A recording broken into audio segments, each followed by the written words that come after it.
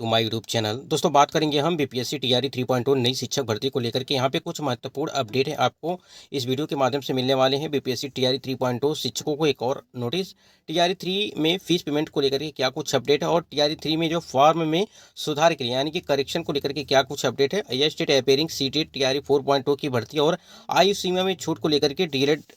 के लिए जो कैंडिडेट हैं 2022-24 वाले कैंडिडेट हैं उनके लिए क्या कुछ अपडेट है, सारा अपडेट आपको इस वीडियो के माध्यम से मिलेगी टीआरई 1 और टीआरई 2.0 के साथ। तो वीडियो को लाइक शेयर करिएगा और चैनल पर पहली बार विजिट किए हैं तो चैनल को भी सब्सक्राइब करके बेल आइकन को प्रेस कर लीजिएगा, जिससे हर एक लेटेस्ट अपडेट आपको मिलती रहेगी। सबसे पहले हम लोग बात करेंगे कि टीआरई 3.0 को लेकर के साथ साथ हम लोग यहाँ पे सक्षमता परीक्षा जो आपकी कराई गई थी उससे रिलेटेड यहाँ पे कई एक नोटिस जारी किया गया। स्क्रीन पे आप देख पा रहे हैं कि गलत प्रमाण पत्रों पर बहाल शिक्षकों को विभाग ने दिया अंतिम मौका। बीते दिन हुए सक्षमता परीक्षा में शिक्षकों द्वारा भरे गए ऑनलाइन आवेदन पत्रों की जांच में बड़ी संख्या में शिक्षक गलत प्रमाण पत्रों पर बहाल पाए गए थे।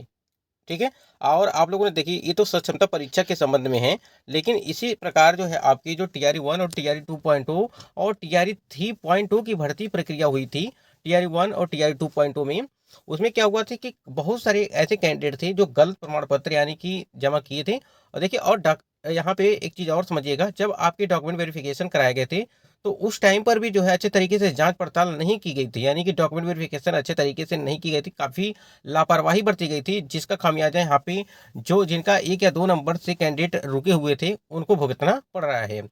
क्योंकि देखिए अगर आपके सारे डॉक्यूमेंट कंप्लीट नहीं थे तो आपका ज्वाइनिंग कैसे हो गया, किस प्रकार से हुआ, कहीं ना कहीं यहाँ पे आयोग के द्वारा जो भी चीजें थी शिक्षा विभाग की तरफ से, दोनों की तरफ से जो भी चीजें थी जो डॉक्यूमेंट वेरिफिकेशन के लिए जो भी कार्यरत थे वहाँ पे उनकी गलती थी यहाँ पे कि आप किस प्रकार से जो है ऐसे लोगों को जो है ज्वाइनिंग मिला और बाद में जो है इनको बाहर किया गया। तो वही चीज़ यहाँ पर भी दिया गया है कि वैसे शिक्षकों का प्रमाण पत्रों का भौतिक सत्यापन के लिए विभाग द्वारा 9 अप्रैल की तिथि निर्धारित किया था। हालांकि उक्त जो है तिथि को काफी कम संख्या में शिक्षक भर्ती प्रमाण पत्रों के भौतिक सत्यापन में उपस्थित हुए थे। ऐसे में विभाग द्वारा अब वैसे शिक्षकों को अंतिम मौका देते हुए तिथि निर्धारित किया गया ताकि वे अपने प्रमाण पत्रों का भौतिक सत्यापन करा सकें। और इसके लिए विकास भवन नया सचिवालय स्थित डॉक्टर मदन मोहन झा स्मृति सभागार में शिक्षकों को निर्धारित तिथि को विभागीय जांच समिति के समक्ष उपस्थित होने को कहा है। निर्धारित समय से अपने प्रमाण पत्रों की जांच के लिए उपस्थित नहीं होने वाले शिक्षक अभ्यर्थियों को विभाग फर्जी घोषित करने का निर्णय ले सकता है। इस संबंध में निर्देशक जो है माध्यमिक शिक्षा द्वारा सभी डीओ को पत्र लिखकर ऐसे शिक्षक अभ्यर्थियों को विभागीय जांच समिति के समक्ष उपस्थित कराने के लिए सूचना का जो है तामीरा कराने को कहा है। और वित्त हो कि जिले के भी 4 दर्जन से अधिक ऐसे शिक्षक अभ्यर्थी थे जिनका प्रमाण पत्र फर्जी मिला था। ये काफी प्रक्रिया देखिए टीआरई 1 और टीआरई 2.0 के साथ साथ जो आपकी सक्षमता परीक्षा कराई गई थी उसमें ये सारी चीजें देखने को मिली थी। एक चीज यहाँ पे और समझिएगा, जो टाइप ब्रेकर था वो भी इसमें टाइप ब्रेकर के नियम के अनुसार जो सिलेक्शन नहीं हो पाया था, ये सब कारण है। और सबसे बड़ी बात इसमें यह है कि जो डॉक्यूमेंट वेरिफिकेशन कराया गया था उसमें फर्जी तरीके से जो है डॉक्यूमेंट वेरिफिकेशन हुआ और बहुत सारे कैंडिडेट ऐसे थे हजारों की संख्या में जो सेलेक्ट हुए, जिनका खामियाजा जो है 1 या 2 नंबर वाले अभ्यर्थी जिनका सिलेक्शन नहीं हो पाया था उनको जो है भुगतना पड़ रहा है। अब यहाँ देखिए इसके ये तो हो गई आपकी फर्जी शिक्षकों को लेकर के। अब हम लोग बात करेंगे बीपीएससी टीआरई 3.0 परीक्षा को लेकर के, इसमें क्या कुछ एक चीज यहाँ पे समझिएगा, बीपीएससी टीआरई शिक्षकों के एक और नोटिस जो अभी हमने आपको बताया जिसमें सक्षमता परीक्षा को लेकर के और आपके टीआरई 1 और टीआरई 2.0 की भर्ती प्रक्रिया कराई गई थी उसको लेकर के काफी ज्यादा बड़ी मात्रा में जो है आपके फर्जी शिक्षक मिल रहे हैं। यहाँ तक कि बहुत सारे एक अपडेट निकल के आई थी कि बहुत सारे कैंडिडेट के जो है यहाँ पे शादी भी तय हो चुकी थी और जो है बाद में क्या हुआ कि फर्जी निकल गए। यानी कि इसी प्रकार से है, अगर ऐसी स्थिति आ रही है तो आप लोग उसकी जांच पड़ताल करके ही इस प्रकार की जो है आप शादी विवाह के लिए इसमें आपको देखना पड़ेगा। तो देखिए यहाँ पे टीआरई 1 फीस पेमेंट को लेकर के, यानी कि फीस पेमेंट के लिए जो नोटिस जारी किया गया था जैसे टीआरई 1 और टीआरई 2.0 और टीआरई 3.0 की भर्ती के लिए, यानी कहने का मतलब ये है कि उसमें बताया गया था कि आपका जो फीस पेमेंट है वो आपका जो है वापस होगा। यहाँ देखिए बिहार लोक सेवा आयोग की तरफ से एक नोटिस वही जारी किया गया था पेमेंट को लेकर के कि आयोग द्वारा प्रकाशित विभिन्न विज्ञापनों के अंतर्गत ऑनलाइन आवेदन प्रक्रिया में जिन अभ्यर्थियों का पेमेंट के होने के बाद भी उन्हें पुनः पेमेंट करना पड़ता है, इस संदर्भ में पेमेंट गेटवे सिस्टम में कार्यरत बैंक द्वारा सूचना के अनुसार पिछले भुगतान की राशि को वापस लेने हेतु जिस बैंक से क्रेडिट या डेबिट कार्ड से आपने पेमेंट किया था उसी बैंक के कस्टमर केयर के ईमेल आईडी पर चार्जबैक शब्द को लिखते हुए डिस्प्यूट राइज करने हेतु ईमेल करेंगे, जिससे में अभ्यर्थी जो है ट्रांजेक्शन आईडी और रेफरेंस नंबर एवं ट्रांजेक्शन डेट का भी उल्लेख करना सुनिश्चित करेंगे। कहने का मतलब ये है, मान लीजिए जैसे आप बीपीएससी टीआरई 3.2 का फॉर्म अप्लाई कर रहे थे और आप लोगों ने फीस पेमेंट किया, ठीक है, मान लीजिए फीस पेमेंट किया और फीस पेमेंट जो है कट गया, यानी कि कट गया और आपने क्या किया कि फिर से गलती से या चाहे जैसे भी मतलब कि पुनः पेमेंट करना पड़ता है और पुनः आपने पेमेंट कर दिया। तो वही चीज़ आप बताया जा रहा है कि आपको अगर 2 बार पेमेंट हो चुका है, तो आप पहले वाला जो पेमेंट हुआ था उसको वापस कैसे ले सकते हैं, ये यहाँ पे जो सारी चीज़ें बताई गई हैं, आप इसका स्क्रीनशॉट ले सकते हैं और ये इस प्रकार से आपको प्रक्रिया करनी है। चाहे आपका क्रेडिट कार्ड हो, चाहे डेबिट कार्ड हो या इंटरनेट बैंकिंग हो, ठीक है? किसी भी तरह से आप पेमेंट किए हैं, तो उसका मान लीजिए आपका एसबीआई का अकाउंट है, तो आपको करना क्या है, एसबीआई के जो कस्टमर केयर नंबर पर उसका ईमेल आईडी चाहिए, ठीक है? ईमेल आईडी पर चार्जबैक शब्द लिख करके आपको उस पे मेल कर देना है, ठीक है? और ट्रांजैक्शन आईडी और रेफरेंस नंबर आपको जब आप पेमेंट किए होंगे तो वो सारी चीज़ें डिटेल्स वहाँ पे दी रहती है डेट के साथ। तो इतना आपको करना था उसमें कि पेमेंट को वापस लेने के लिए। तो इस प्रकार से आप करेंगे तो आपके पेमेंट जो है वो वापस आ जाएँगे। जो जिनका भी 2 बार पेमेंट कटा होगा, उनका वो पेमेंट ज़रूर वापस दिया जाएगा। ऐसा जो है आयोग ने यहाँ पे नोटिस के माध्यम से सूचना।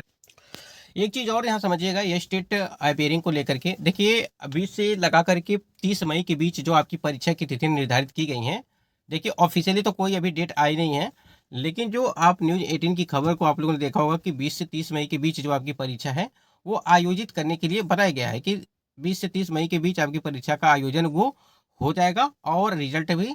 बहुत ही जल्द जारी किया जाएगा, क्योंकि सितंबर मंथ में जो है आपका जो यस टेट द्वितीय है, यानी कि सेकंड वाला, वो भी आपको सितंबर महीने में वो करा लिया जाएगा। तो इसमें ये है कि जब टीआरई 4.0 की भर्ती प्रक्रिया होगी तो उसमें आपको मौका मिलेगा, इसलिए यहाँ पे मई के महीने में ही या इसी महीने में आपकी परीक्षा का आयोजन किया जाना है। तो जल्द से जल्द परीक्षा हो जाएगी और अपेयरिंग वालों को भी वहाँ पे मौका मिल जाएगा, क्योंकि उनका परीक्षा हो जाएगा तो आप अपेयरिंग में तो रहेंगे नहीं। उसी प्रकार सीटेड जुलाई वाले हैं, सीटेड जुलाई का है तो आपका रिजल्ट अगर जारी किया जाता है, क्योंकि जून, जुलाई, अगस्त 24 अगस्त को आपका परीक्षा कराया जाएगा टीआरई 4.0 का, तो उससे पहले रिजल्ट का आना बिल्कुल ज़रूरी है।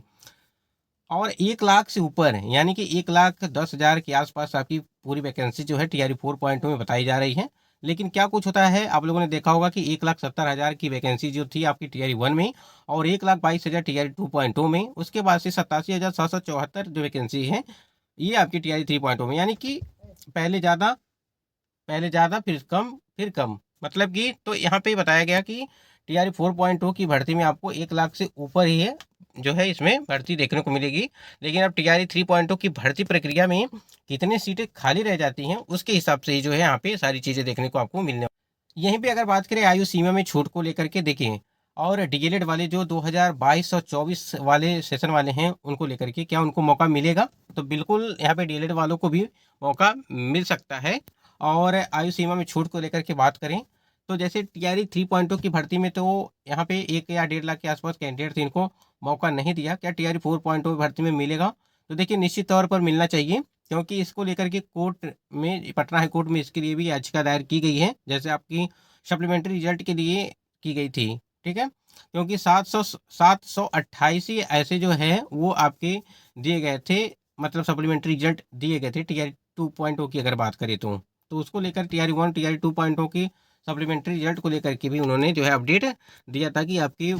और 2 हफ्ते में जो है उसका जवाब मांगा गया था बीपीएससी आयोग से। अभी तक कोई जवाब उनके द्वारा कोई आया नहीं है, बहुत ही जल्द उसके बारे में भी आपको अपडेट मिल जाएगी। तो ये कुछ महत्वपूर्ण अपडेट थी आपको परीक्षा से संबंधित, और जितने भी कैंडिडेट हैं वो तैयारी अपनी जो है करते रहें। बाकी अपडेट के लिए आप चैनल से जुड़े रहिएगा, जो भी चीज़ें होंगी वो सारी चीज़ें आपको ऑथेंटिक दी जाएंगी। तो फीस पेमेंट और फॉर्म में सुधार के लिए जो मौका के लिए बात करें अगर, तो उसमें क्या हुआ कि